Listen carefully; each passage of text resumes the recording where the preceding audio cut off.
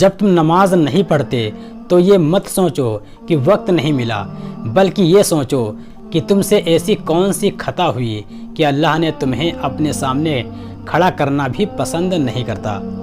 جو شخص آپ کی قدر نہیں کرتا اس سے چپ چاپ دور ہو جانا ہی بہتر ہے۔ دل کو قابو میں رکھنا اور اختیار ہونے کے باوجود ناجائز خواہشات پر عمل نہ کرنا، یہی اصل مردانگی ہے۔ اتنے خشک نہ بنو کہ توڑ دیے جاؤ، اور اتنے نرم بھی نہ بنو کہ نچوڑ دیے جاؤ۔ نماز کی فکر اپنے اوپر فرض کر لو، خدا کی قسم دنیا کی فکر سے آزاد ہو جاؤ گے اور کامیابی تمہارے قدم چومے گی۔ نیک لوگوں کی صحبت سے ہمیشہ بھلائی ہی ملتی ہے، کیونکہ ہوا جب پھولوں سے گزرتی ہے تو وہ بھی خوشبودار ہو جاتی ہے۔ اپنے جسم کو ضرورت سے زیادہ نہ سنوارو، کیونکہ اسے تو مٹی میں مل جانا ہے۔ سنوارنا ہے تو اپنی روح کو سنوارو، کیونکہ اسے تمہارے رب کے پاس جانا ہے۔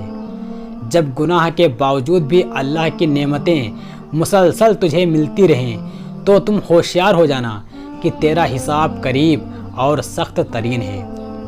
ہمیشہ سمجھوتا کرنا سیکھو، کیونکہ تھوڑا سا جھک جانا کسی رشتے کا ہمیشہ کے لیے ٹوٹ جانے سے بہتر ہے۔